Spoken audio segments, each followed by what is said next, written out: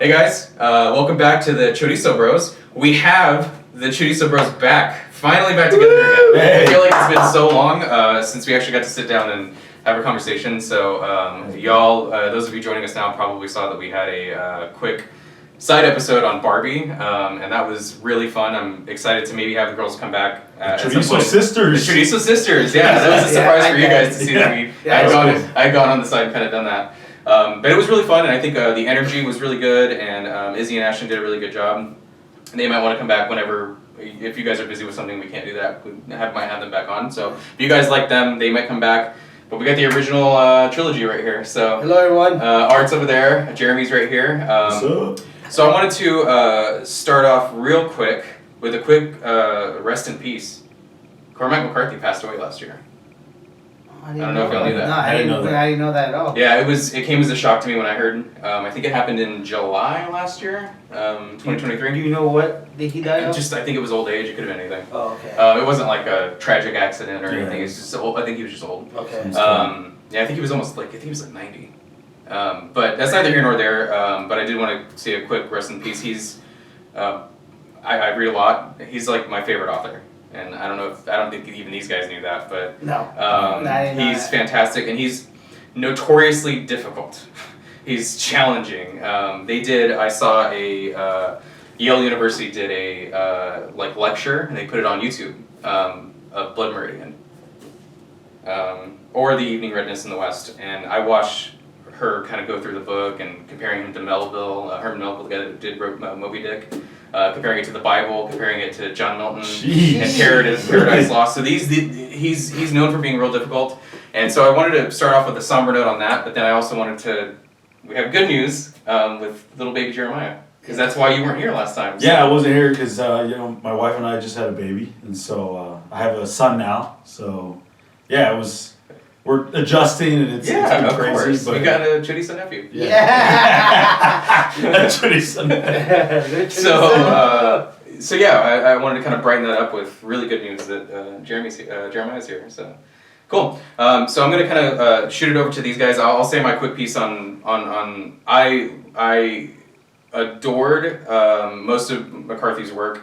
No Country for Old Men is a little bit different than his traditional stuff because I think he started it as a screenplay and reworked it into a novel. So he was kind of always had the idea that he wanted to make a movie out of it. Okay. Oh, okay. Yeah, so it reads more like a movie than his other stuff. It does, yes. It very much reads like a movie. Yes, right. So I liked the book. I love the movie, the performances, all that stuff. But that's all I'll say on it. I'm going to kind of jump over to you guys, and I want to get Chell's opinion on both the book and the movie and kind of where we landed on it.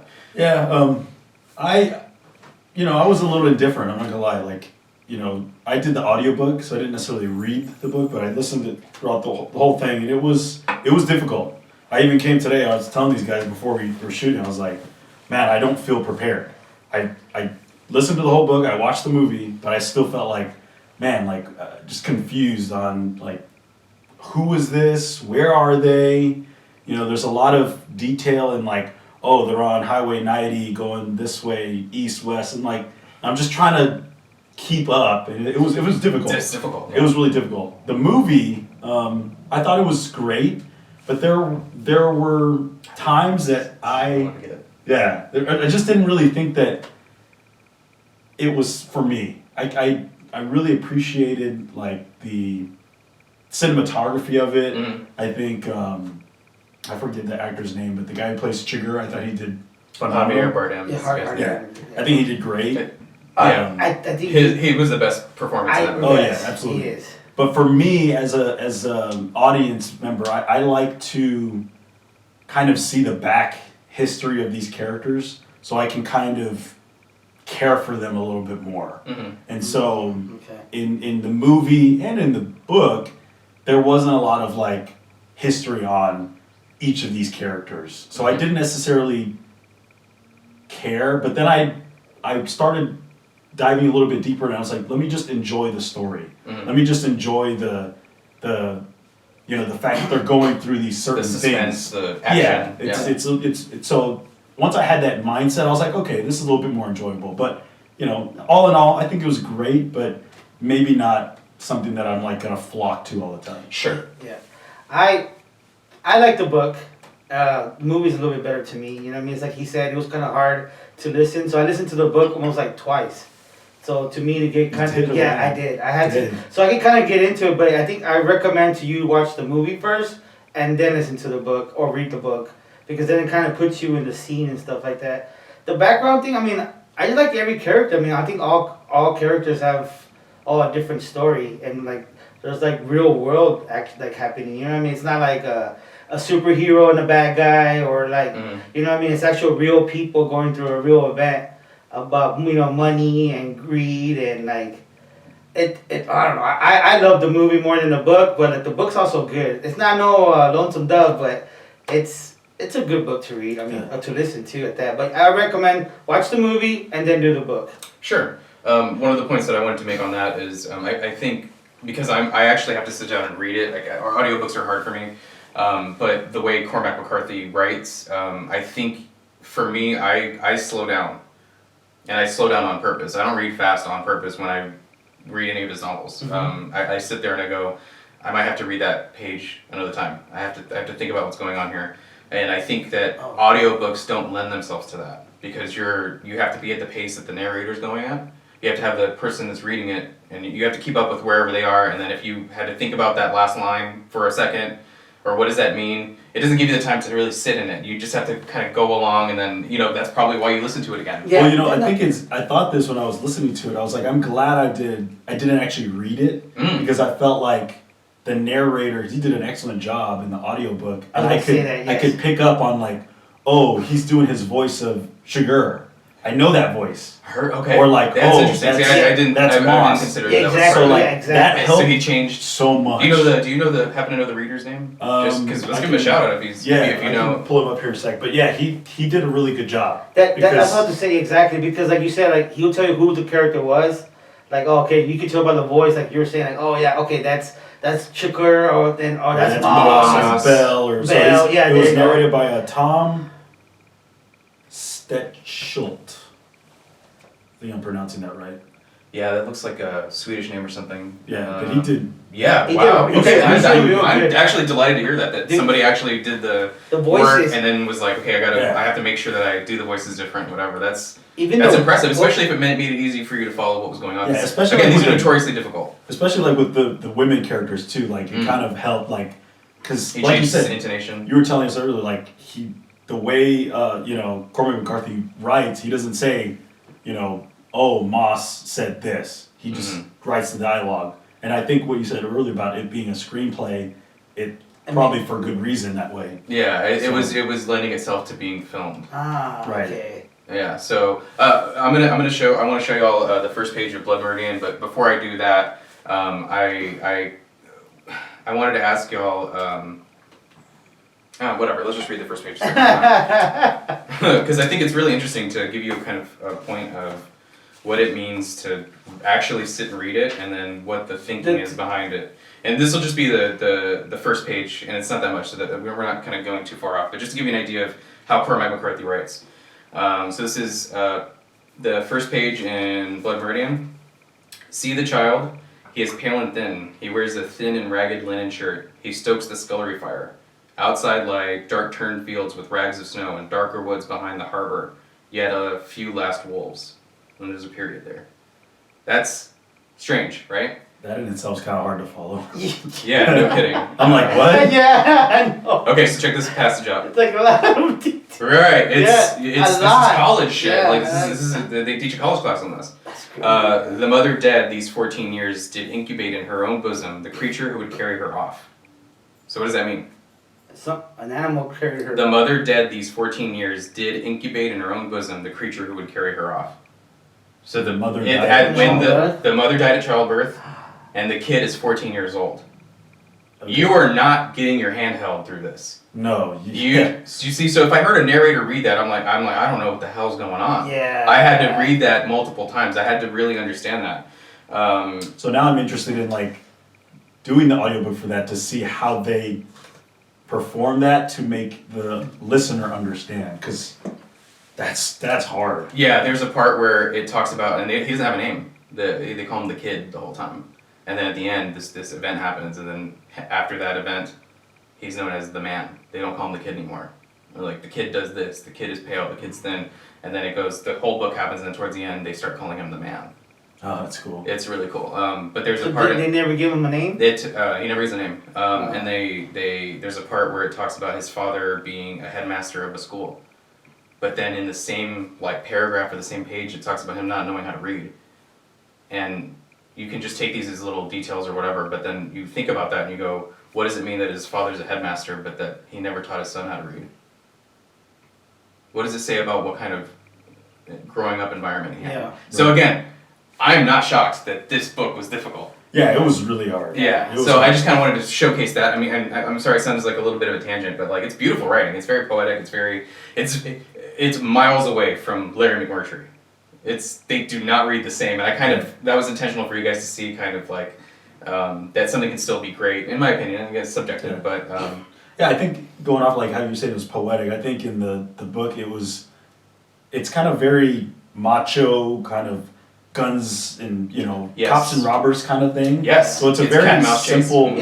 yeah, it's a very simple storyline, but the way that he writes, it's like you said, poetry. So it's kind of like you go in for the gunfight, but you come out feeling like a little flowery, like, you know, like, wow, that was Well, you really felt this beautiful. philosophical discussion. Yeah, that's going on. that's a really beautiful. And he's realistic. I mean, what I love about it is like there's like you think the heroes or the good guys are gonna win, and then you're like, what the hell? Like how are they sure gonna get away with everything? Like It does kind of pull the rug out from under you. you know what I mean? Yeah. Like because like I always thought like Moss was gonna be like the hero. It was gonna gun him down or Yeah. have him go 1-on-1 and. Something that I did notice is that none of them meet face to face. Like the three guys, Oh, Moss. Oh, they're never in the same room. They're never in the like, same talking. room. Yeah, they never get to. Only when they had that gunfight, but even at that, they didn't That even. doesn't count. Yeah, they didn't even see each other. Like he just shoots them in the leg, and then, but like that's just crazy too. I noticed like, hey, they never see each other. Like they Yeah. never interact. Only that phone call when he gets when Moss There's talks a little to- dialogue for a Yeah, second. but other than that, I was like, oh man, like That's true. That was intentional That too. probably aids for the suspense. yeah, it has to be that way. I was like, but what I like about it is like how he writes about like, you think that you think the sheriff was gonna take him out. Like, okay, the sheriff's gonna kill him now, Yeah. and then still he gets away. You know what I mean? Even after the accident. But I think that's how Shakur lives with life, like thinking like, you know, today or tomorrow you might die. That's why he flips that coin. Remember with that guy in the groceries? I think it means something different, but go on. I want to hear what you Oh, have to say. that's what I thought. Like I thought, like you know, you get in life, you never know. Like you might get in a car accident, you might die. Mm. You know what I mean? You might fall off a bridge or something might happen to you. So I'm thinking like that coin is like taking that risk, that flip to see if you're gonna live again. Every day is like a coin flip. Yeah, there you go. Like every day's like a coin flip. Maybe it means two things because the coin I flip can see is that. the coin flip is an iconic scene. I can't walk by somebody doing a coin flip and not think about that movie, that Javier Bardem, that scene where he's talking to the teller, the guy behind the counter. Yeah, behind the counter. Yeah. That is, you're like, this guy's a fucking Yeah, and then maniac. Dude, Well, you can and tell. you start because the guy asked him like, "Hey, you getting weather bad out there in Dallas?" Or he said some shit like that because he No, saw the license are plate. you from Dallas? Right. Yeah. And he's like, he wasn't even gonna fuck with this guy. He was gonna buy his peanuts, And get take- gas, yeah, and leave. yeah. But as soon as that guy was like, "I know something about you," then it became. He thought, should I get rid of him? Because this guy figured something out about me. Because he wants to be a shadow. He wants to be Yeah, a well, ghost. he is very clean about what He's very clean. That's another thing all about his him, stuff yeah. he does. Also, like blood, if you notice, he tries to avoid blood at all times. If He doesn't want it on him. Yeah, he doesn't want it on him. When he tucks his socks, he takes off his socks and stuff like that. Like, Yeah. Anyways, go ahead. Sorry. No, those are all really good points about him. But specifically about the coin flip, I think in his pathology, he does the coin flip to alleviate. He's a force of chaos. I'm just here to do the job. The killing is he gives it to the coin so he can say it's not him, it's the coin. So he can have a step behind it. He can commit these acts of violence, even though that might be in him, that he wants to, or there's something about him that enjoys shooting people or killing people, hurting people, whatever it is. But he always like acts like, I'm only doing this because it's my job. I almost killed this guy, but I gave him a chance out. But he wanted to do it, but he wanted to blame it on the coin. And when he meets the wife later, he gives her the coin flip. Yeah, he gives her a chance. Yeah. So he's not saying, he goes, well, I gave my word that I was going to do it. I'm giving you a shot. But then he also doesn't want to blame it on himself. He wants to say it's the coin. So he's hiding psychopathic behavior and blaming it on something else. It's the job. I never saw that. Yeah, and the three main characters are veterans. I was about to say that too, yeah, and they're all veterans. They're all veterans, all three of them. Yeah. That's great. Even what's his name? Woody Harrelson's character. What was his name? Oh yeah, I don't remember Carson Wells. Carson there Wells. It is. Yes, Carson Wells. Hell yeah, I was like. Yeah, Carson Wells. Even him, he's a veteran. They're all kind of going through that. And you can tell by the skills they have and the way he tracks the tracks. He leans back. He's like, I know you're up there somewhere. Like the opening. Yeah, the way he's putting stuff in his head. He's a hunter. Dude, it's so cool. Like I don't know. I guess also the military part of him too. Yeah. Like reacts in the there. skills. So they do have really good skills, but when I was reading and watching it, I was thinking, man, there's things that they did that were kind of dumb. Like all of them, I think. Yeah, absolutely. There's a lot of dumb mistakes that they all make. But going to your point that it's like hyper realistic. Yeah, it's like, real. Like, it's very dramatic. These like a character like Chigurh is crazy, right? You know, even like Moss taking a risk, taking that money. Not a lot of people would do that. Maybe they would. Those are very dramatic actions and people. But their reactions to it in the show or in the movie and in the book, they're not all really smart decisions. You got to think the guy lived in a trailer. Yeah, I mean, yeah, that was $2 million, and that's a lot of money now. In 1980, this takes place in 1980. Yeah, 1980. Yeah. Like, how much further would that have gotten? Everyone's dead. There's no survivors. But knowing that, say if I was Moss and got into that situation, just knowing that this is the cartel's money, I wouldn't touch it. Yeah. Well, here's the thing. This is for every movie and every story you pick apart, and you start going, well, that was a dumb decision. That was a dumb decision. If everybody made the right decisions all the time, there'd be no story. Exactly. Well, okay, yeah, you're right about that. I'm not going to stack one little stack, you know what I mean? I don't need that much. Real quick, because I thought about this too, I was like, this is going to be really interesting to get your feel on it. And I actually think we're all going to answer the same way, but there's an argument to be made about all of it. Who do you guys consider the main character to be? Bell. Okay, we all decided, but you could have made an argument. I also think that it was him. The book is named after him. He's the old man. He's the old man, yeah. And there's no country for him. He can't keep up. Yeah, because he's exactly. And remember, he's saying all the stories and all the crimes he's seen. And remember, I think it's his father-in-law that he goes to visit at the end. And See, I was confused. Like, I thought it was his uncle. I think it's his uncle. It's his uncle? I think it's his uncle. Okay. Well, I remember he goes and visits him, and he tells him sometimes you just gotta let it play like the way it's gonna play. Like, you know what I mean? There's no answer to. That's what I love about it is that, like, even like you think, oh, the wife's gonna get away. No, she's not. You know what I mean? Like, she's gonna get killed, and he was concerned. Like, is he gonna go kill her? Is he gonna go kill her? He's like, you don't know. I mean, you don't ever know. And knowing Chigurh the way he is, for his word, he's gonna go and kill her. You know what I mean? If I was her husband, I would have returned in that money and fight him. Like, you know what I mean?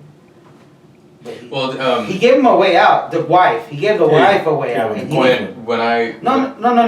When he asked Moss on the phone, like he told him, like he's all, return me the money, but I can't say the same for you. But I can let your wife go.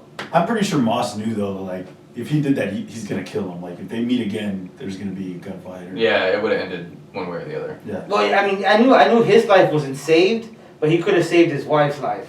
Or at least tried to.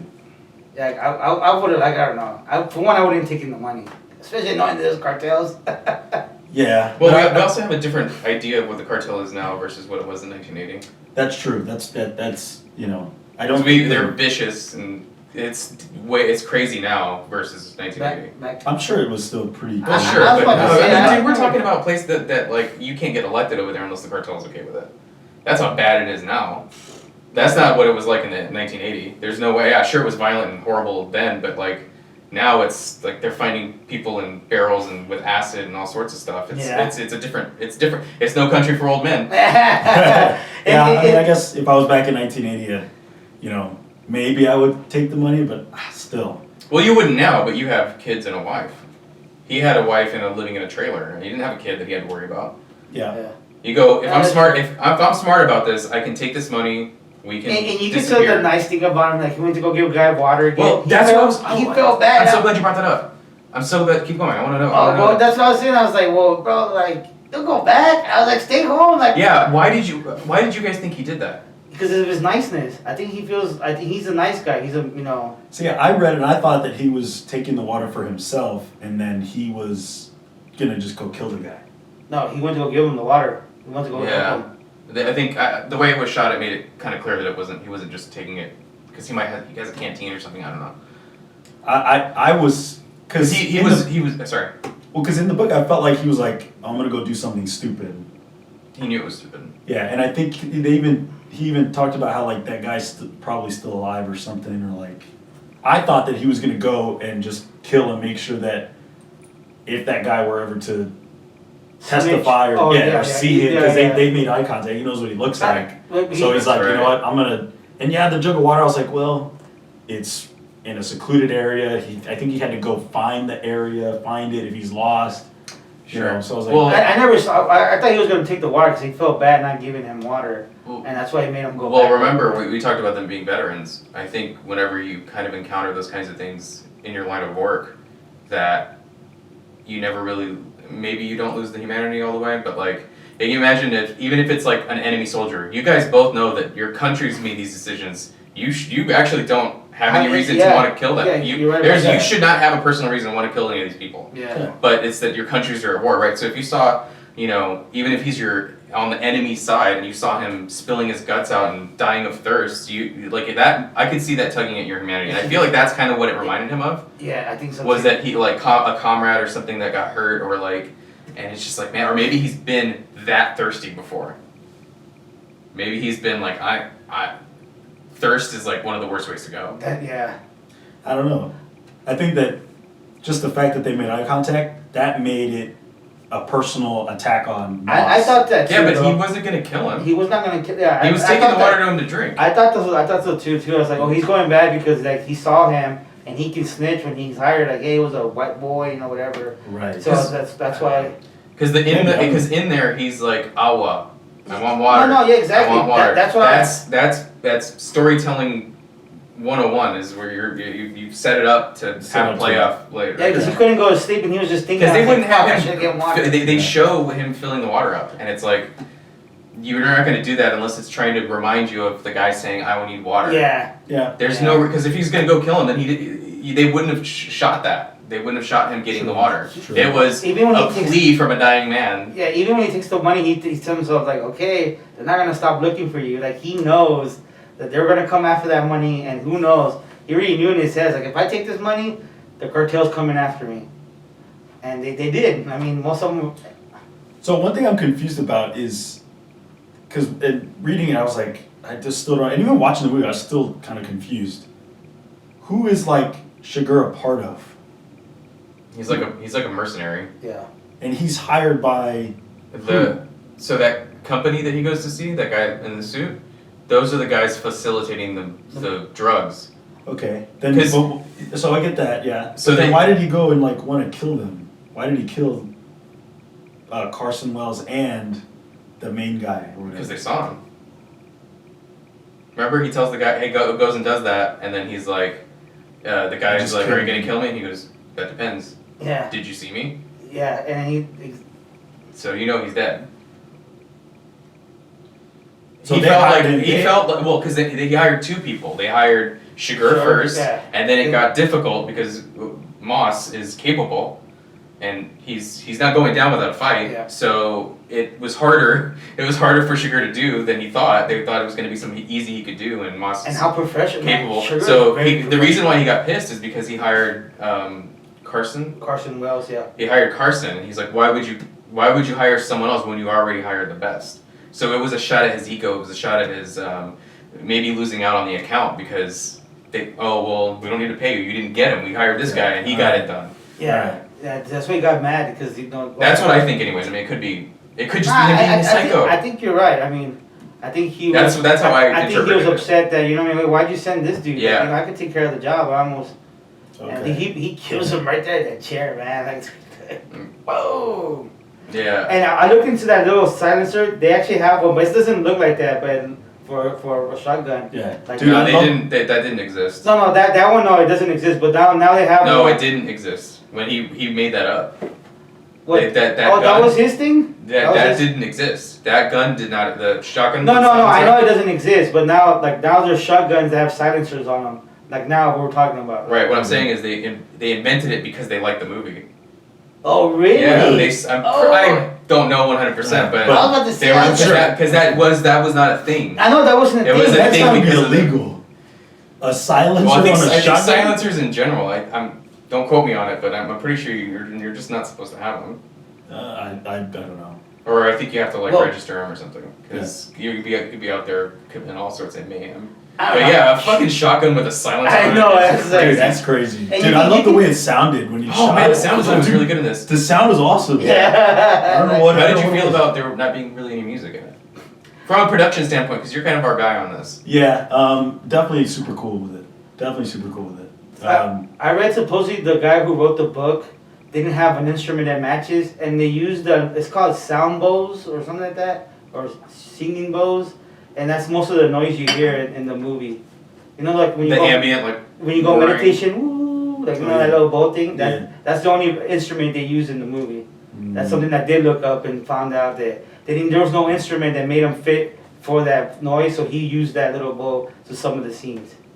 Yeah, I mean that's a good way to kind of add a little bit, but I think not having music is a good play. I thought it really worked. Because like what you're saying about this is real people, these are it's real really- decisions. That's what. You know, adding the music from like a cinematography standpoint, like yeah, it adds that suspense, but it's almost like not organic. You know, let the acting, let the the beats within the movie play for themselves, and that's what happens throughout the whole movie. I just like how real it is. Like I tell you, it's not like action hero. Like it's Bruce Willis. He's gonna stay alive. You know what I mean? There's only a short little Honestly, bit. there are spurts of it. Yeah, but they're not like, Die Hard. Like Well, you said. it's the suspense. It's less. The action just kind of happens, but like, it's the build up to the action. It's Moss kind of sitting there, and I've done that. I've had a revelation, laying in bed, going, man, I can't sleep. And then you go, oh shit. Like if I lost something, if I go, oh man, I couldn't fucking find my wallet or whatever, and I'm like, what did I do different? And then I realize in my head where it is. Like he does that with the transponder. He's laying in the hotel room, and he's like, fucking still think, because you've done that. Y'all have both done that. Yeah. We've been in bed just going, God damn, just fucking stewing on something. And then he gets up and he's like, I gotta look. And then he goes and finds it because he's like, how the fuck is he tracking me? And he has those revelations, and it's that build up, and then he tells the guy when he comes in, he's like, any fucking swinging dick comes in. Yeah, Call me. yeah. And don't worry, it's not illegal or whatever. And then he uses that cattle gun to shoot the lockout, and it hits him because he was ready. That was such a brilliant. I can't talk. A great scene. Yeah, but he like reacts to it, like hits him. He's like, oh. Yeah, but it's the whole setup to that, and that the action scene plays out after that. It's a kettle bow pistol. I think that's what that weapon's called. Yeah, and what did it mean to you that he was using? He had two weapons. He had the silent shotgun, and then he had something that's used to kill cattle. Like that's how he perceives people as to be animals. Animals. Yeah. Exactly. That's deliberate. I don't know. I like how clean he is, like how he kills people, and the way when he was going to the room, I was just looking at the closet at the restroom where those guys would be hiding, and then he goes into where the cartel guys were at. Remember at the scene when he goes in the side of the motel. Mm-hmm. So when he goes in his room first, he looks at the door, like okay, he could be hiding here. Like how he checks the whole entire area, and then he goes in there and he kills all of them. Like I don't know. I think that's cool. Like how strategy he is. Remember he puts gas in the tank to distract all the people. When he goes to steal the medication and injects himself and stuff, like heals himself. In the book it says that he doesn't go out for a while until he heals himself. Like you do get the feeling he needs a lot of time to heal up. Yeah, exactly. Because I remember the roommate was coming in, the house cleaning. He's like, just bring me towels and blankets. That's all I want. Here's 10. Like here's money. Just keep it hush. Like, oh, that's right. Yeah. So that's why I was like, man, like he doesn't even go out when he's wounded. Like he's waiting to heal himself to go out there and fight again. Like I don't know. I really love Shakur. Yeah, Shakur was one of my favorite characters. Yeah, he's a cool character. And it's hard because like you want to like him, but you're also like, dude, that guy's twisted. He is twisted, but how clean he is. Oh, his introduction, dude, when he's got the handcuffs on and he Oh, yeah. And his boot marks are all on the floor. Yeah, and he's struggling. And you see how he doesn't like blood? He moves his head away so all the blood doesn't squirt on his face and his head. Yeah. Like he doesn't. That's crazy. And then he's like quietly washing his the blood off. Yeah. The actor itself, Javier guy, he didn't want to play as a villain or a bad guy, and supposedly he said that's why we called you because we knew that you didn't like playing. He didn't want to play a villain or nothing like that. Well, I think I heard him talk about that too. He was like, my English isn't that good. Yeah, there you go. He's like, my English isn't good. I don't know how to drive. I'm not a violent person. I detest violence. He says all these things, and they're like, yeah, that's why you're gonna work for this. Yeah, because they wanted him to feel off just a little bit. The haircut. Can we talk about Anton Chigurh's haircut? That is so fucking funny. Like they made that on purpose. Like that image of him is so simple. He doesn't look that scary. Like if you just look at him. Yeah, but then when his behavior is frightening. Yes, that's what it is. His look isn't scary. He just looks like goofy. He does look really goofy. He looks goofy, but the way he behaves and the way he just like sits and stuff. That's really challenging to do. Yeah, I would imagine so. Yeah, your really acting tough. experience. Yeah, Can we talk about that? Can we? Yeah, I used that to. up? Yeah, I used to. Do performance in theater and stuff, and the way that what's his last name, Javier. Bardem. Javier Bardem. Yeah. Doing that is really hard, and it's really easy, I think, also to get too involved in your character. And that's a really scary rabbit hole you can go down. Lots of actors have done that. There's who played the Joker? Heath Ledger. Yes. I think a lot of those actors who played the Joker, that's one of the most iconic psychotic killers out there. And so a lot of these actors, they are very into method acting. You guys are familiar with method acting? Yeah. So Robert De Niro learning to drive taxis before he was in Taxi Driver. right, yeah, stuff like that. Daniel Day-Lewis. They're actually living it. Yeah. He went and got a license in New York to drive a cab, Yeah. and he did it, and then. So they actually become the character. Yeah. So you're saying that if you do that, Javier Bardem. you have to be very careful because you'll get lost in yourself. All of a sudden, he's always wanted to flip a coin for some reason. You never know. The actor, do I want an Uber or a taxi? You got everything to lose. Yeah. He's always checking his boots for blood for no reason. But it can happen. Dude, I think Hollywood's fucking weird, anyways. Oh yeah, I used to feel that method acting was the only way to go, and you have to do it that way in order to be great. But you also have to realize doing a performance, it's a job. It's art and stuff, and you want to be the best as you possibly can in art. But at the same time, at what costs do you take that?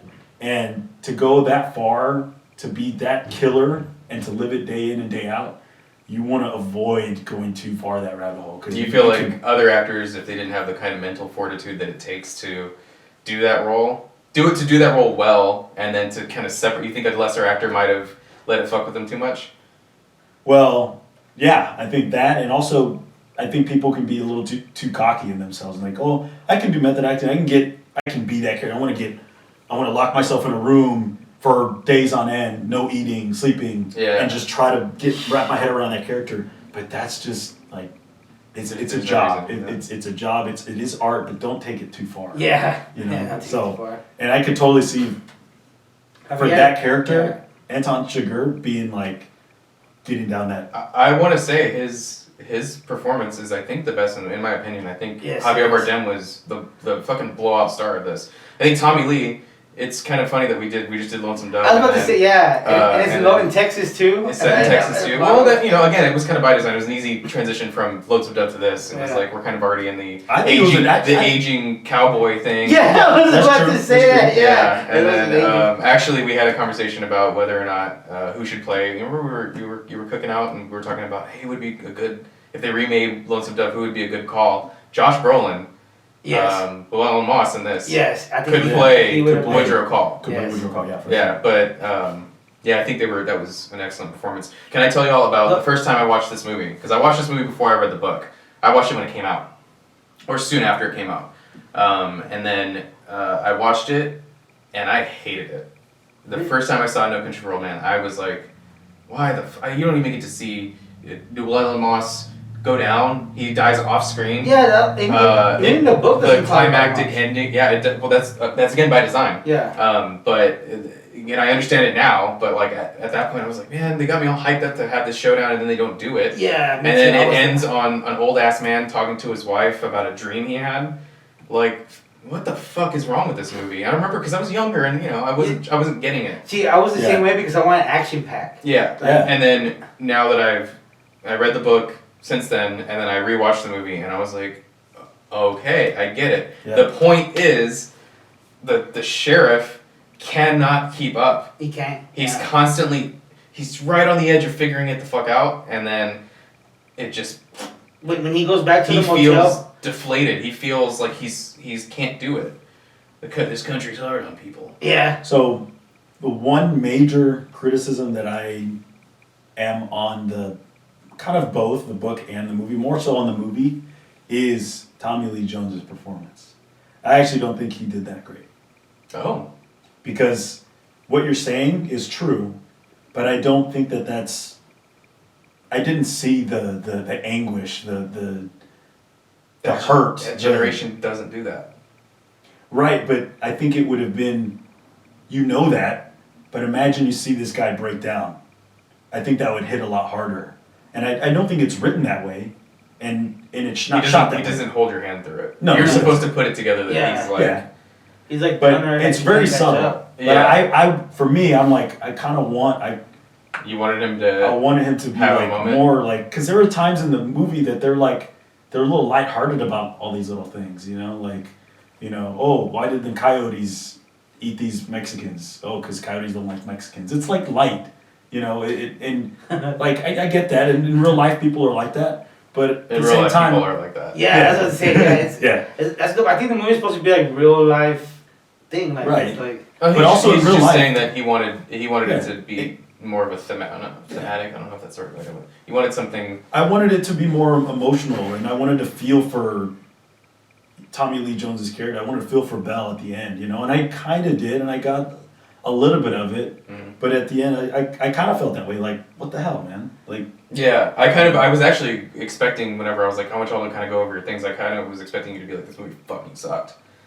Like because that's how I felt when I first saw it. I was like, man, I could get that. I get that. I went through that. Like that's why the first time I saw it, I'm like, oh man, this is actually pretty boring. The ending was boring. Yeah. And then like how you said, like when I read the book now, I'm like, okay, let me watch the movie again. Yeah, and then in the book there's those interludes. There's the chapters, and then there's the you can actually see it. I don't know where it is, guys. So you can grab that for me. In between the chapters, there's like this italicized, or in between the parts or whatever. It's just the sheriff talking about what's going on, and it's actually in a different font. And he's like, I think the beginning starts with it. But the book is about him. But right? it's chopped in between each the chapters. He kind of talks about where his feeling is. So you really get more of the idea that he's the main character. Yeah. Sure. So it starts off with this. It's kind of italicized. That's the sheriff's perspective, and he's kind of talking about. Yeah, he talks about like his past with like in the war or. Yeah. They talk about all family. Yeah. He's talking about a killer that he lost a daughter too, right? They lose a daughter or something like that. I don't remember that. Yeah, there's like some details I didn't remember. They didn't go over the 15-year-old runaway that Llewellyn Moss went into. Oh yeah, that's true. They didn't. They made that girl. Hey, you wanna have some beers? Oh, I'm a married man. See, I enjoyed that tidbit. In the book? I enjoyed that part because that's where I can get. That's where I wanted that little nuances of like who Moss is. Mm-hmm. He's interacting with somebody and he's not on the run. He still is, but he's showing his personality through this girl, and so that made me care for him a little bit more, as opposed to humanize him a little bit. Yeah. Right. As opposed to throughout the book and the movie, it's just more like, hey, he's on the run, he's trying to get away, and. And then Belle says something about his wife, going like, how is she going to feel knowing that we found his body with a 15-year-old girl? Yeah. And even though there wasn't anything romantic going on, exactly. They weren't like hooking up. He was just kind of like well, he just would. I guess I don't know. Needed somebody to talk to. Like I was kind of maybe trying he was to figure very out what that lonely, was. Like Why exactly? What did he get out of doing it? Did he just feel like he needed to help her? Did he? Do you think that's why they left it out of the movie? Yeah. Because it doesn't like we talked about the stuff that they left out of Lonesome Dove. It's the same thing where it doesn't add enough to need it, But did they show the girl in the pool? So sort of that should have been that girl, right? Sort of. Remember he has a conversation with the girl in the pool. Yeah. He's like, I'll bring him down here so you can stay as married man. Remember? Yeah, right. Yeah. And then at the next scene, they're dead, and she's. But I mean, in the book, he actually like. Yeah, sits with her. He develops a friendship with her. Yeah. Goes out to eat with her too, and something like that, right? There's a. Yeah. I thought they go out and eat. Yeah. There's a. They keep joking about how like are you a bad guy? Are you gonna hurt me? Like there's kind of that teasing going on. Yeah, she's like. Oh yeah. She asked him like, why are you? I think like. He makes a joke that I got in trouble because I killed hitchhikers or something like that. Right. And then she's like, dude, what the hell? Yeah. Joke like that. Well, I think I think maybe in the audio, you can hear the tone. You can hear the sarcasm. Yeah, you can. Reading it, you have to like figure out that that's what's going on. That was one of that's funny about the Lonesome Dove book and show, was hearing Robert Duvall's sarcasm.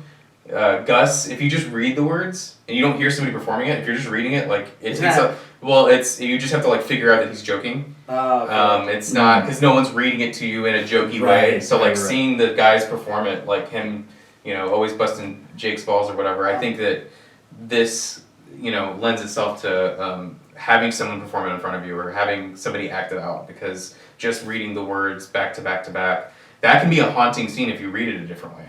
If he's like driving and he's like, yeah, I got in trouble. We got in trouble for killing hitchhikers, and he says it like ominously. It could be the same exact dialogue, but if he winks, and the tone of voice changes. You say it sarcastically. Tone is huge. Yeah. So I think that, and he doesn't give you that. No. This writer does not give you that. In that example, that was a little easier because she's like, don't say that, or and you can kind of feel in the voice a little bit. But you're right, he doesn't spoon feed you, and so man, it was really hard. It was really hard to get through. No, the first time I listened to it was hard. I'm glad though from like the because I enjoyed the movie much more had I, like you said, how you watched the movie first and then read the book. Yeah. I read the book first and then watched the movie, and I appreciated the movie throughout the entire thing. I was like, wow, okay, this is a fantastic film. Mm-hmm. And I think had I just watched the movie, I would have been questioning you guys. I'm like, man, why are we doing No Country for Old Men? Mm-hmm. This sucks. I just love the realistic of it. Oh yeah. And then money is like a big thing in the movie too. Greed. You know what I mean? Because think about it, where he asks the kids, okay, let me buy that coat off for you. And then the kid goes, how much will you pay for this bottle? When Moss is hurt and he's going to Mexico. Yes. He runs into the guys. And then the kids are being greedy, you know what I mean? Like, oh, he has money, just get more out of him. Yeah, they don't even care that he's like that hurt. Yeah, even the little he's boys. Like, let me get that beer too. And he's like, how much you want for it? He says some shit like that. Yeah, and even the little boys where, what's his name, Shakar's hurt. He's like, give me your shirt. And he gives him the thing, goes, hey, look how much money I got. He's like, that's our money. I give him my shirt. Yeah. Like how greedy they are with money. Like yeah, money that's definitely intentional too, is the fact that this is all about money. So it's something cool that if you hear the mariachi sing, they're singing Moss's song. Because they're saying like, he tried to fly high without wings, get all the riches, and now he's playing with fire. Oh, that's funny. I'm so glad you did that. The mariachi. And when he's because I didn't understand it, I didn't know what the translation was, and I assumed, and that's really. I'm actually gonna ask you to read it again here in a second, but I thought like, oh, it's a song they sing because they know he's hungover, or they don't know he's hungover. They think he's hungover. He just got too fucked up at the bar, and that's why he's like collapsed. Yeah. And so they're like, it's like a song to like jostle him awake because he drank too much. I thought that too. Right? That's like what that's what it was. I was thinking. And so I thought the song is like, oh, you drank too much, idiot, and whatever. So and it kind of is.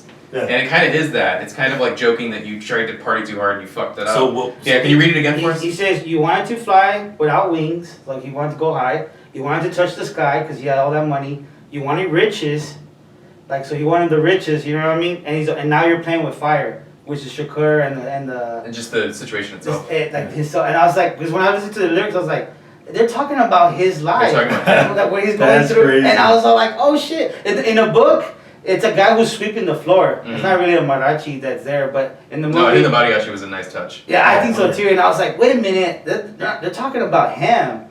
They're talking about, he wanted to be rich. Now he's in trouble. He wanted to fly high with all his money. Because when he saw it, he's like, man, I can get both of us out of this trailer house. Right. You know what I mean? So how much of Cormac McCarthy? How much involvement was he? Do you guys know in this film? Like in producing it and stuff. Yeah. I don't know, but if I had to guess, because I know how he is, it was like a big deal that he went on Oprah to talk about The Road, which I think came out it was his next novel after this, No Country.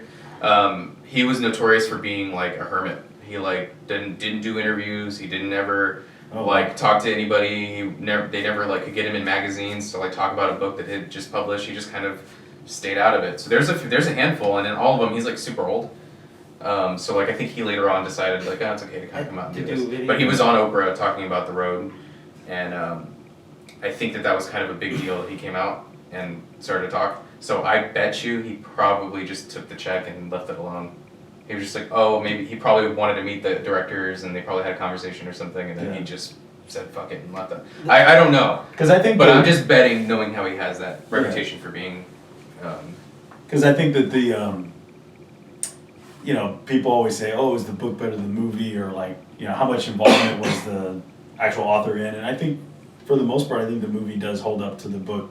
Not maybe spot on or exactly. It's pretty good. But it's pretty accurate. And of course, like you said, Cormac McCarthy doesn't spoon feed you, so they did fill in the gaps for us in the film a lot, but they also left that very form that he like the way he writes. Mm-hmm. There's a lot of that mystery as well in the film. Like they don't show Moss get killed. I bet you the production team, the people behind it were probably like, they probably argued to have the scene show. Probably. Where they probably were like, dude, audiences are not gonna like, we have to have the hero of the story.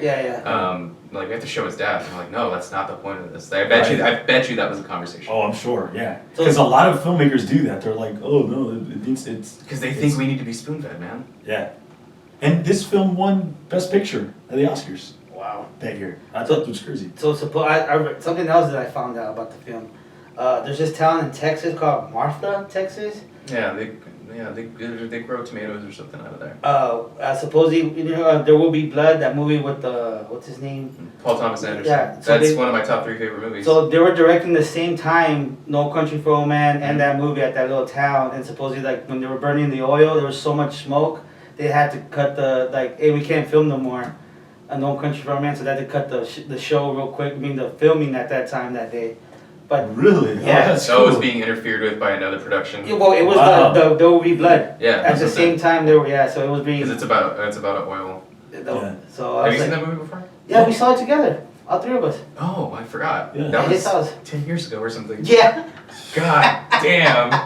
That's a great movie. Well, anyways, I thought that was cool, so That is cool. I wrote that down too. I love little like trivia, like little Yeah, me too. So that's why I was like searching and doing some other stuff. Oh yeah, I also heard that Josh Brolin got in a motorcycle accident, and he hurt his shoulder, or he broke his collarbone or something like that, and that was like funny because they were filming the scene where he had just been hurt. Oh. So he didn't have to. He was like, so it was actually, I don't have to hide how much pain I'm in. Like this Yeah. actually hurts to walk around and do this. Another cool thing, Woody Harrelson.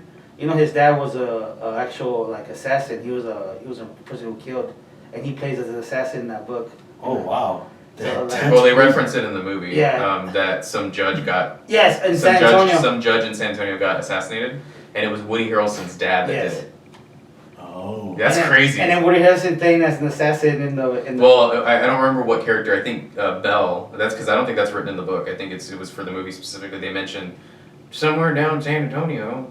Oh, he did. He mentions it. That's a nod to Woody Harrelson's dad. Really? I didn't know that. Okay, well, that's something else I found out. I was like, oh, that's cool. I was thinking that because his dad was an assassin, and he was. No, they're specifically referencing. So I was all like, okay, that's crazy. Anyway, so that's something cool that I found out too. And also, Curry Jane was the only one that saw 3 characters. The wife, she face to face. Oh, Carla Jean? She sees all 3 of them. She sees all 3 of them. She's the only one that sees all 3 of them at the same time. Anyways, that's something I saw. Poor Carla G, man. She did nothing. Yeah. She did nothing. It was her husband's fault, man. Yeah. He should have returned that money. And he would have died. But I would have returned the money and go guns fighting with him. I had a chance. I wound him. He was the only one that supposedly wounded him and stuff like that. I love the fact that they didn't show Sugar kill Carla Jean. I love the fact that he just walks out the door and Looks at his checks boots. his boot. If he has blood. I just love that. That was a good I was like- nod to not spoon feeding you. Like Yeah. Yes. if you're paying attention, like he killed her. He killed her. Like that was so So great. what do you think the meaning of the whole him getting the accident at the end? Like I feel like there's the luck of the flip again. Like he feels like you never know. I think in the book maybe, like you were saying, how it's like that cat mouse game. I think that was the last opportunity for Belle to find him, to get him, and so like after Moss dies and they still can't find him, whatever, they're like, man, this is the last ditch opportunity for Belle to try to catch him, To get justice. because And they bring those kids in, right? They bring him in, yeah, and That's true. they interview him and he's trying to get more information and the kid's not gonna say nothing. Yeah. And then, of course, nothing happens. Sugar gets away. Yeah, but in the movie, it doesn't really. It doesn't. They just. I mean, you're supposed to. I feel like you're supposed to take away a couple of different things. It's either that he's just that much of an unstoppable force, and that's really what it is about. It's almost like. Oh, I see that. Yeah, so he's supposed to always get away, like because he's not a human in a way. He's a force of chaos. He's a force of destruction. It's not. You were never gonna win it. Like it's like the weather, or age. Ah. You're okay. never gonna win against it. Yeah, you're never gonna win again. I took it as like a very simple like, Sugar is crime, and Belle is just justice. And in today's day and age, That's probably it. crime almost always get away, you know. I don't think it's this day and age. That's the point of the book. That it's always been bad. It's just we age. Exactly. We're there. It's not. Yeah, it's always crazy. You're never gonna. Oh, damn it! I gotta recommend. Because also in the book it talks about like, oh yeah, the end of the times are coming. Like remember you were saying like, we just need Christ to come back down, and it's like the same stuff we're talking about now. Yeah, like, that nothing's changed. Nothing's changing. I mean, it's always been it's evil. Just we're gonna always gonna fall be behind there. because we can't And keep up with it. I think that towards the end, I think he was just supposed to like lead the torch to the next person, like of the sheriff. You know what I mean? I think this was like he was just the one carrying the torch through darkness. You know what I mean? So he's the light. So like, and he's gonna move it on. Well, he's thinking it's his father. Yeah, in the dream. It's his dad. It's him idealizing. You know, my dad had it more figured out. He handled this better than I did, and it's always gonna be happening. So like, someone's gonna be going like, man, remember Belle? Like, yeah, he was badass. He was badass. Yeah. He always figured everything out, and now. But he didn't. No, he didn't. He was just. Well, no, but neither did his dad. Yeah, so it was just carrying the torch through the darkness. You know what I mean? Like all the evilness. Darkness. I wanted to mention. There's that guy. I don't remember what his name is. The cousin or friend or whatever, and he's. I really like that old guy. The guy that had the cats and like the old coffee that. Yeah. I was like, that's a guy. That's like a real guy. Yeah. There's dudes like that out there. They're just kind of grumpy. And his wife just keeps writing to him, right? His wife to keep tabs on him. Yeah. But he says something like, you know, I didn't think I was gonna see these kids out here with green hair and bones in their nose. Yeah. And I was like, that's now. Yeah. That was in 1980. That was not, you know, that was. They were those fears of like young people are acting. They were talking about like the punk movement, and now it's like alt and you know, people. I don't know what your gender is. You know, these fears of like having the young people behave in a way that you just can't understand. That doesn't go away. It's the same. That doesn't go away. Remember, I think when we went to go eat, as soon as I saw it, I was like, that's us when we're getting older, and we're like, oh man, they're lazy and they're not. These kids can't get off their phones. Yeah, like, and now they're the old people. You did that on the last episode. At the time. I did, yeah. I did. But we're getting old, man. older, bro. Calm down. We're old, bro. Weird. He's like. But you're right. It's always been the same. Our chorizo, bro, is getting expired, man. It's getting expired. Chorizo uncle. Chorizo. Tio Chorizo. Damn, bro, it's gonna happen. But yeah, But that was one of my favorite, and it was such a like that character is just kind of interesting. He looks cool, that old guy. I don't know. I just really like the fact that he has a cat. I was like that. I feel like that's a million motherfuckers in Texas. Yeah. And the way they described it in the book, like there's that faint smell of like urine. Yes. Like, Yeah. yeah, and I'm like, I literally listened to it and I like cringed. I was like, oh, I know exactly. Yeah, what it's you're like- I could totally. It's picture like it. if you moved a picture off the wall, it's like you could see this like The stain, nicotine stains yeah. on the wall. Yeah. Like you kind of get the vibe that that's like who that guy is. No, for sure, man. And he almost, and it's funny because that guy almost seems like props to like that whole thing. His conversation there is because like he seems to be really okay. He finds it to be somber, but he's okay with it. He's like, yeah, I don't really understand what's going on there, but it's fine.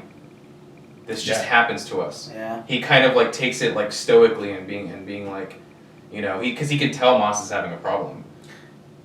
It's crazy because I feel like all three of us are gonna be that old dude when we're that. Yeah. Well, we're not going to be lonely. No, that's true. For sure. But hey, who knows? No, I'm going to be the old guy with the cat. Yeah, I was about to say that. As soon as we said cats, and I was like, that's Joseph. Yeah, that's me right there, dude. Who knows? I mean, hey, both of y'all could be dead, and I'd be that guy. Yeah, we'd be that guy. But I really enjoyed that little.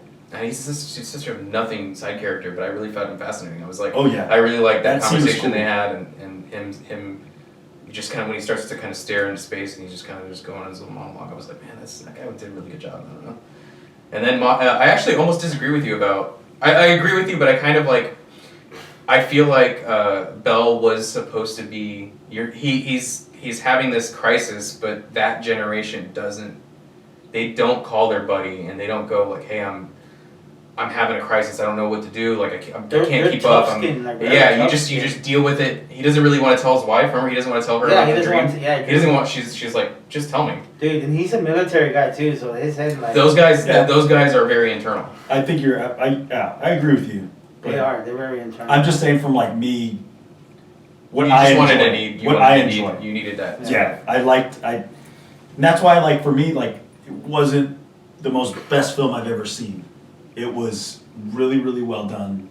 It was a great watch, but Yeah. it wasn't. I actually don't think I think whatever we end up talking about on the show, with us three specifically, because I mean I'm probably gonna just have different guests come on and whatever. Yeah. But I think we're gonna find that we don't agree on all of it.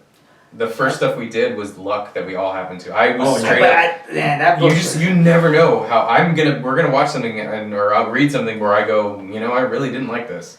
Yeah. You know, and then you guys are like, what the fuck, man? That was such a good thing. No, you're right about that. Like for example, like I'll probably never watch No Country for Old Men for another I don't know, because I love to rewatch movies. But No Country This for one Old doesn't Men make you feel like is you not. wanna rewatch it. Yeah, I will not rewatch it over and over again. There are other films that I'll watch all like over and over again.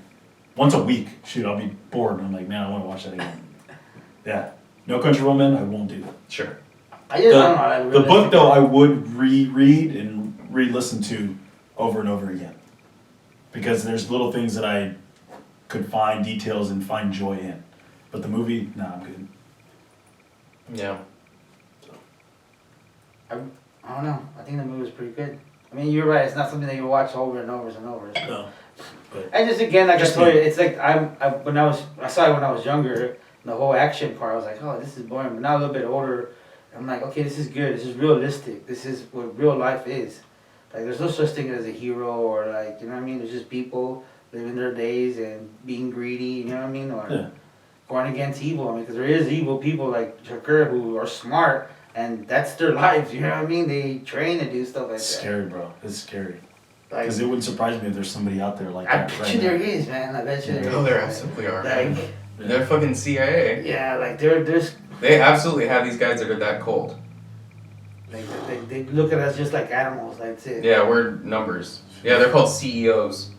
I remember I heard I think my wife was telling me a story about a psychopath, and that he had killed this dad's kids, and they were in the courtroom, and the dad was able to talk to the murderer of his children, and asked him like, "Do you feel any sorrow? Do you feel like any regret?" And the killer looked at him straight in the eyes, like, "People like us don't have any regret. People like me Yeah. don't care." Yeah, I believe it. Yeah, I'm There's like- something in their minds that I'm like, geez, that's hard to like fathom for me. I'm just like, wow. Yeah, because you're a fucking human being, man. Yeah, you're normal. You're a normal And person. so is he. So is he. Well, he's not normal. What's normal? Not that. Now when you don't care about killing a human being, bro. Yeah, especially kids like that. Well, I feel like Like- it's just one of those things where, like, you know, I've thought about stuff like that before, where I'm like, It's like moths again. Moths have It's- feelings for humans. the reason why we haven't like evolved out of that impulse, like we should feel like in a civilized place that impulse to like hurt people and like get joy or get pleasure or whatever from killing people, you think that it would be gone, but it's very much not. It's so deep within us that it might never go. As long as humanity is humanity, Yeah. that thing might exist in us, It's- deep in there. It's in all of us. It's in all of us. It is. Well, not that type, because I'm talking specifically about like psychopaths. Oh, okay, yeah. Because I feel like that part of our genes should have gone away because we don't need to fight for survival all the time. But that makes you think that because it's still in us, it was essential to our survival at some point. You know, they talk about moving from, you know, how do you get a crew? We're talking about old times, and they go, hey, we've never been across this ocean before. We're gonna get a boat. It's gonna be an expensive boat. We're gonna set it up. We're gonna have a good crew. How do you go, we're going to do that and not be a little bit insane? You're right. Like, you need that, You we need that explore, we need to be like, we can fail this, but fuck it. You know, so like that's why our instinct for exploration won't ever go away, I think. And that's why that violence is there, because, you know, if back to the wall, you find out you're capable of committing a pretty gruesome act to defend someone you love or whatever the case might be, or your own life or whatever. So like things like I'm fascinated by things like that because we just, you know, everything is okay right now, but what if it's not? Oh man. Your propensity for violence will come out pretty fast. I'm with you on that. I think it's inside us, and when the situation comes, it's gonna come out. That beast is gonna come out of you. It does. Yeah, I think about that too, and it makes me try to think about, like, you know, those doomsday preppers. Yeah. It makes me want to actually do that stuff, and I'm like, I see those shows or whatever. I'm like, man, those people are stupid. They're dumb, and then I'm like, well, are they? Yeah. Like, you know, I mean, maybe having a backup generator is not a bad idea. yeah, like maybe I won't go that far, but there are little things that you can do to kind of Prepare yourself. protect yourself. And Yeah, protect your I know you got batteries and stuff. There's no way you don't. I do. Yeah. Oh yeah. Yeah, I've got a crank radio. I've got some batteries. I've got some backup stuff. But that's just in the event of an emergency. That's not. I'm not a doomsday prepper, but I know what you're talking about, like that. Wanting to be prepared, wanting to be ready, just in case, because you might be fine, but someone could crack. I don't want to see it. I just feel like if chaos happens, we're gonna see crazy people. Like some people can't take. You're gonna see normal people. Yeah. Crazy things. You're gonna see normal people that don't have DoorDash. Yes. That don't have gas.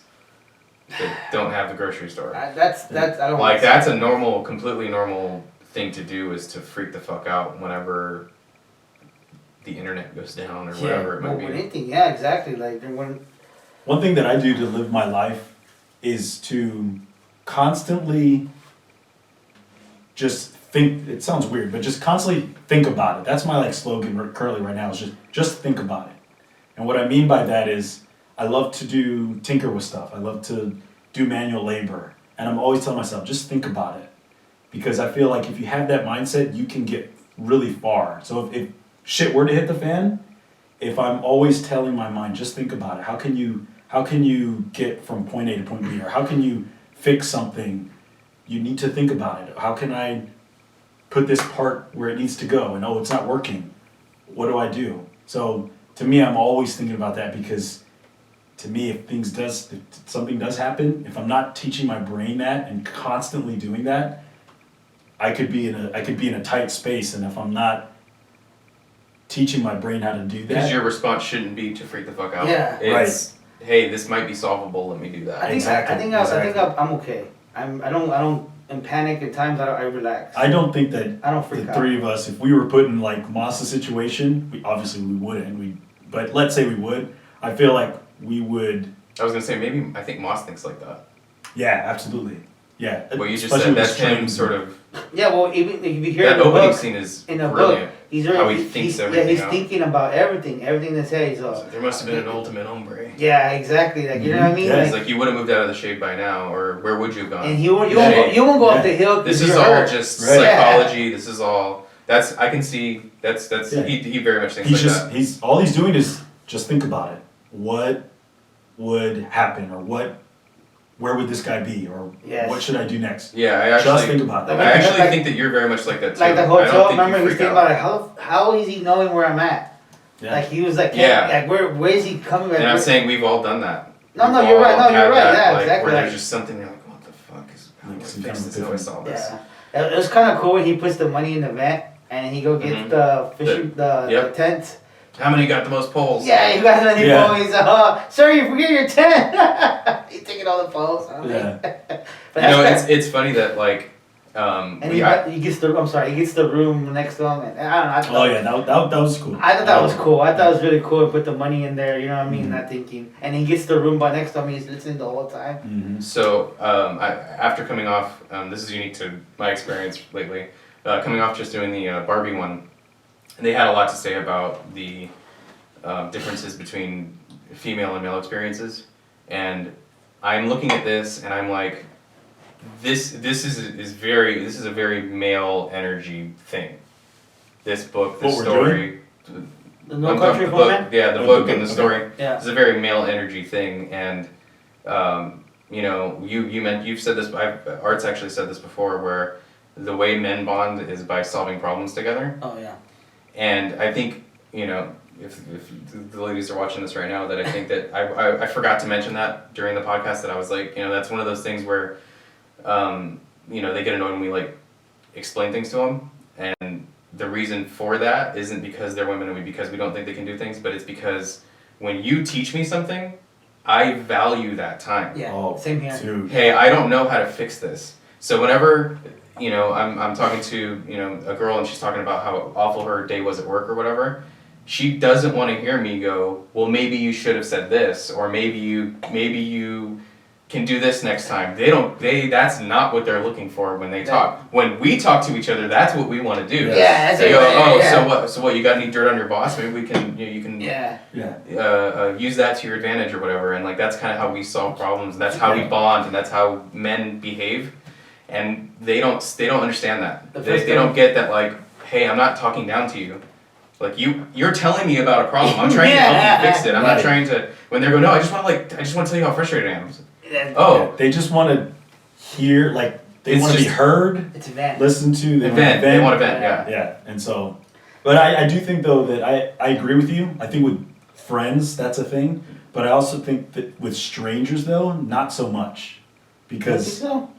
well, put it in this way. I think that some men have a lot of pride, and so like let's all of us have. I was about Yeah, to say yeah. that. I think all of us. say, yeah, we do, yeah. So let's say I was go up to a guy, right, that was needing help fixing something. Mhm. He didn't ask for help, and I saw him. Oh, he's struggling. not gonna react.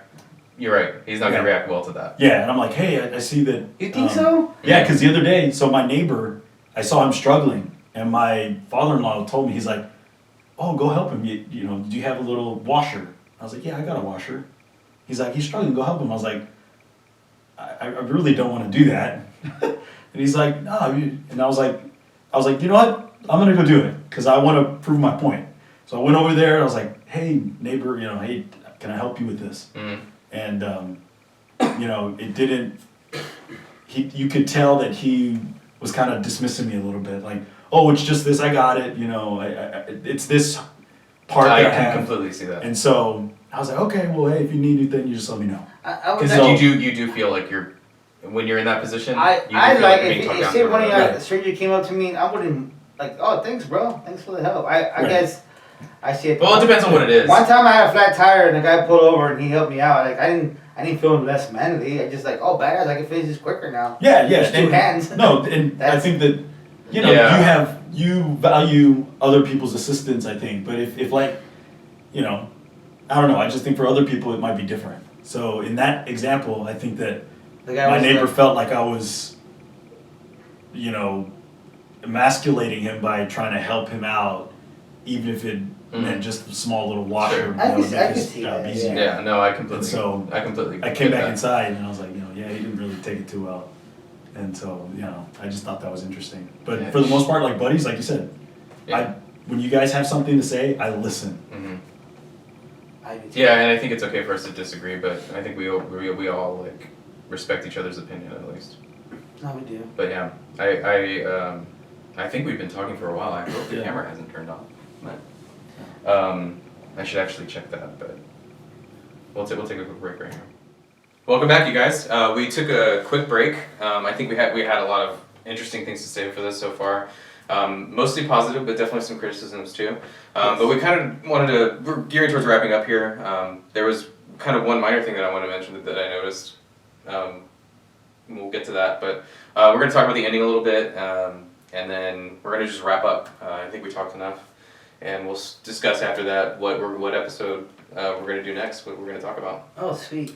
But before we talk about the ending, I recently replayed Grand Theft Auto, like the newest one, 5, I think. Whatever it is, the newest one, the one that's in place in California. I think whatever it's it is. 5. Okay. Is it 5? I think it's 5. So there's a scene where or there's a part. It's known for having just outlandish characters and situations happen, and you just kind of have to it gets wacky and weird. Right. And my character, I'm running around, and I come up on the drug scene from No Country for Old Men. It's cars, trucks, bodies, and then you could go pick up a briefcase full of money. And then it's just a nod. Really? Yeah, it's just a That's nod cool. to this. And I was like, Dad, I know that. You know that? Have you seen that meme with Leonardo DiCaprio and he's like talking? Yeah, you know what I'm saying? Like yeah. I was doing this. Hey, that's from No Country. So it was like a carbon copy, like straight from the movie? Or It's not you straight, had but that it's a same- nod. It's a nod. Okay. It's a if you know kind of thing. Right. And video game developers do that. They just find stuff that That's they love. cool. And I think try to that do it. was I was just like I just smiled, man. I was like, that's awesome. That means Yeah, somewhere that's in there lies that movie. And what's man. funny Like, is, so in that- yeah, that's exactly what it is. So, And then they were all influenced by it. Like I said, the coin flip. This movie's pretty influential, and we'll see. I think as time goes on, it's gonna get more of a reputation as people age into it. Because again, I didn't like it the first time I saw it. No, you're right about that. Me too. I didn't like it. But in that scene in the game, whenever you go steal the money, and I walked around and I shot all the people there because I didn't want them to chase me or whatever. They're like down, they're already dead, whatever. But I just so I get in my car. I don't even remember how much money it is, but I get in my car and I go off, and then these cartel dudes come start chasing you. Oh, And then I have a shootout on the cool. highway You're a in Moss. the game. I was Moss. It was fantastic. It was like That's cool. the game was whatever, but that part, I was so happy that they did something cool like that. Yeah. That's Anyway, it awesome. just kind of was like one of those things. Man, I want to go watch that. There's probably someone probably recorded that little exchange, but it's Right. really cool. It's really cool that they did that. But anyway, yeah, we're gonna talk. I just thought that was a fun thing to kind of bring up Yeah, that that's I noticed. But I think we wanted to talk a little bit about one of the worst things about this movie, as far as controversy, was the fact that the ending is hit and miss for people. Like, you either really didn't like it, or you didn't get it, or you thought it was good and enjoyed. Like, it lands all over the place. I am Yes. very much more so on the side that it's a great ending, even though it ends kind of on a dour note with Tommy Lee talking about his dream and it kind of just going to black. Yeah. You're like, shit, that's it kind of makes you feel a type of way. But people wanted there to be justice. People wanted there to be... Your instinct is to feel like it's supposed to wrap up in a nice bow, and it doesn't. When you said when I was younger, I didn't care for. I was like, okay, that was dumb. That was a boring ending. You know what I mean? Like, that didn't make no sense. Now as you get older, you kind of appreciate. It's like, okay, that makes sense. You know what I mean? Like, he's already done. He can't take care of it. He's old. Like, he's old, man. He's gonna beat me, and he gets away. You know what I mean? It's not like an action movie when the hero wins. Mm-hmm. Like, you know what I mean? And this movie seems like the villain won. Like, Yeah. he gets away. You know what I mean? He doesn't even get caught. And he doesn't even act like he doesn't even act elated that he won. No, he does. He's just kind of he's just going on like it was just another day at the office kind of Yep. thing. And I think that again that was intentional. That was sort of a evil His one. And he character, doesn't yeah. even care. Yeah, it was like his character. Like, you know what I mean? Like I was telling you earlier, my mom didn't really care for the ending, and she watched it I think a month ago, and she was like, "Oh yeah, still I don't like the ending. I think it's." You thought her feelings on it might change seeing it a second time. Yes, that's what I was she like. was like, I still don't like it. Yeah, I still don't like There's it. probably a lot of people that felt that way. Yeah, and also too, like I was telling you too, also I didn't like the fact that they don't show Moss die. Like I would like to see like the action part of it, but once again, it's like you said, they're not spoon feeding you. You know what I mean? Like you're supposed to feel like the sheriff, like. Yeah, you're so close. Yeah, that's why I always feel like the Bell is the main character because he is. Yeah, because I think like, you could argue the other way that Moss because is, you're always in his I think situation. Bell's for sure the main character. Yeah. You sort of. So it's something cool that my brother-in-law he's an officer. He told me that in his county when someone goes missing, his job is to make sure that he comes back alive or dead or where he's at. So that's why it makes sense what Bell was always following. Where Moss was at because it's his job to make sure he comes back home alive or dead to back to his county. And I asked him, I was like, "Is that a real thing?" He's like, "Yeah." He was telling me something with the cartel had to do something with one of the people in the little town he officers. He had to bring the guy back home even dead or alive. So it's something in their duty. They have to take care of their citizens. So it doesn't just pawn it off to a different county if they are in a different, if they go. Yeah, it does, but he needs to make sure wherever that guy's missing from that county, that if he's dead or alive, so his family can know and the county can know. Like Moss didn't make it. So there's no mystery. Exactly, there's no mystery. It, And he's like, it's some. Even if like the FBI's included with it, he's like, I still need to find out what happened to my.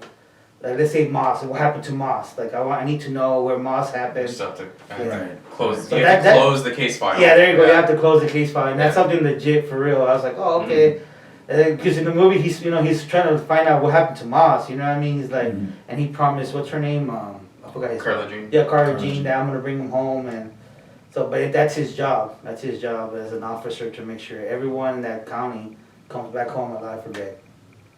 Yeah. Anyway, that's something. But yeah, a lot of people don't like the ending. I kind of appreciate it now as an adult. I can see where people feel that way. I feel that if I had watched the movie first, I would have felt much strongly about that the ending should have been in a shootout between Moss and Sugar or Bell and Sugar. Yeah. Or even, who knows? Bell and Moss. Yeah, Bell and Moss. He could have, in a desperate attempt to not go to jail for all this. Yeah, I never saw it. Yeah, that could have unfolded also. That could have been a cool, ending. It would have been unexpected. Yeah. And you go, oh, these are not the two bad guys. Yeah, they're facing against each other. Yeah. So, to me, I think. Oh, I almost think that would have been really. That would be really. I actually think that would have been a better ending almost. That's controversial, but I almost think if because Bell, the whole time you think Sugar is the evil guy. And these people, because if you think about it, Moss could also be evil because he stole money. Yeah, and stole money. Well, I don't know if evil might not be just gray, not good or bad. He's just a guy that got involved in it, and then he got too deep. But Sugar is also doing a job. I mean, that is. You can make plenty of arguments, yeah. Yeah, so I mean that's his job title, like to be assassin. It's his job to go and finish it up, and he's just doing his job. So like. There's a lot to unpack here. Actually, but I still think that the ending is. The ending is fine. It's great how it is. The ending is fine. But I mean, yeah, you could argue it could be better for maybe the majority of audiences, but like I think you were telling us off. I don't think the audience would have liked it. I think if Moss and Bell got into it, as the showdown was between the sheriff and Moss, I don't think audiences would have liked that either. No, I think I would have liked that better. I'm with you on that too. I think that would have been interesting. And Sugar still gets away. Yeah, Sugar. I think though that there wouldn't be as much of a controversy if it was any other ending, but with a shootout. So like, they just want the shootout. Yeah, they want the shootout. They want that as the ending, and I don't think audiences would. They would want that. So I don't know. I'm with you on that. I mean, like I said, like I love action movies, and I want to see. A shootout, boom, boom, boom, going down and stuff. Yeah. What's it called? Devil's Rejects. Like they go down to the shootout. Oh yeah. Like towards the end, you know what I mean? To Freebird. Like to Freebird at that. That's an iconic. That's actually an iconic scene too. So like that's what I'm like. I mean, I was expecting something like that. Right. But like I said again, it's like it's realistic. It's like real life. Real life. It's turmoil. It's turmoil, not from a shootout perspective, like a physical shootout. It's these characters that are having their like mental shootouts. With.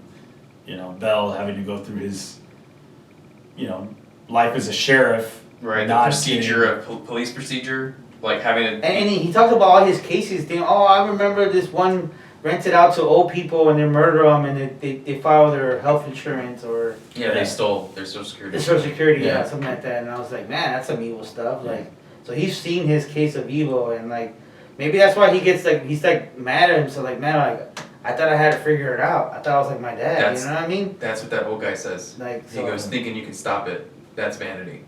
Yeah. oh yeah, that's true. That's what he says. I don't know what the exact line is, but it's Because you can't. you're It's- like it's always he's gonna saying be like there. you can't take it all on your shoulders. You are not enough for it. Yeah. Nobody is. It's kind of interesting though that Bell doesn't have. It seems like he's having these struggles with it, but he's older, and like you would think that he would already have that, understanding of that job. He's not. Well, a he young might guy. also. Well, he's also. He's retiring.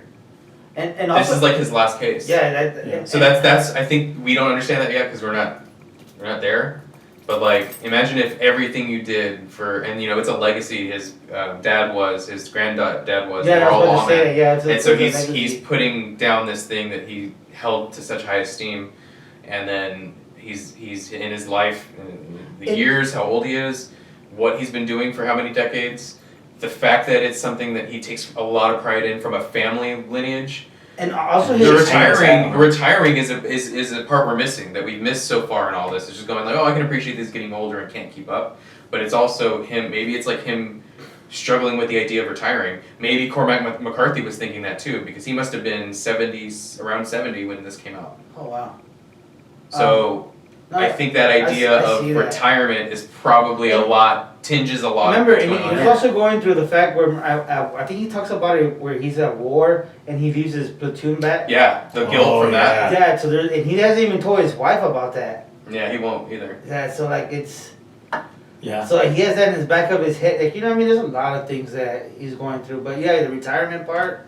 Like damn, this is my last case, and I might not Well, even and figure again, it out. and again, he doesn't spell it out for you. You're expected to examine it further. You're almost challenged to. Every single one of his books is like that. The most recent one is these two blue ones right here. This is the most recent one he did before he passed away, and it takes place. Well, we're gonna wrap up like right after this. I think unless you guys want to say anything No, else, I'm but I just good. kind of wanted to like quick just kind of like why I really like this author. The story's about a guy who's in love with his sister. They don't ever do it or anything. But like emotionally he's in love with her, and their dad worked on the atomic bomb, Oh. and she's like a hotshot mathematician, and she gets diagnosed with schizophrenia. So a lot of the book is her talking to her hallucinations, and one of the wow. hallucinations, it gets weird, man. One of the hallucinations is a thalidomide kid. I don't know if you guys know what a thalidomide is, but thalidomide was this like sedative, like a sleeping pill that they'd give to pregnant ladies. It was like, I don't know if it was a sleeping pill or if it was to like help with nausea. They didn't test it enough, and they found out that women that took this while they were pregnant, it gave the kids birth defects. So they'd have like no little. Like, you ever see someone with little arms, like where it's like their mom probably took thalidomide. Oh, wow. So this hallucination is a thalidomide kid. It's really strange, and there's a lot of stuff with math equations in there. Oh man. And then this smaller, it's a companion piece, is her going to this place called Stella Maris. It's like it's like a psychiatric hospital, and her kind of becoming like talking through her stuff with the doctor. It's really interesting. He kind of will just take a thing and just roll with it. The Orchard Keeper is kind of strange too. Child of God is strange. Child of God is like a weird serial killer redneck who falls in love with a body and like keeps it in a cabin somewhere, and he like dresses her up and like pretends to go on dates with her. Cormac was an interesting dude. Whoa. And these are shocking stories, and again, they're supposed to sort of make you feel a type of way. He's doing that on purpose. It's yeah, art. Yeah, he's doing, It's doing it's that supposed to on purpose. like make you kind of, Kinda and that cringe serial or- killer guy Oh, in Child of God, If you he really gets like, think about it, like there is actual real. he gets people thrown in out prison for there something he didn't even do. That love stuff like that, man. Like the cop picks him up, and in Child of God they pick him up, and they think he like raped some woman, but he didn't. And he goes to prison, but they don't like. He goes for that, and it's something he didn't do, but he's actually like, he's like killing all these people, and they're keeping their body in a cave somewhere. It's interesting stuff, man. Jeez. It's not for the lighthearted, and it's not for the lazy. It's not for, it's work. These are really challenging novels. And Yeah. there is And a lot No of Country is people the that- most approachable one, and it's still difficult. It's still hard. The Road, you probably would actually like The Road too. Though. I think The Road's gonna be. I would love to read that next. Well, I think unless you guys want to close it out, I'm just gonna go ahead and close this out here, and then. Yeah. So yeah, thanks for watching, you guys.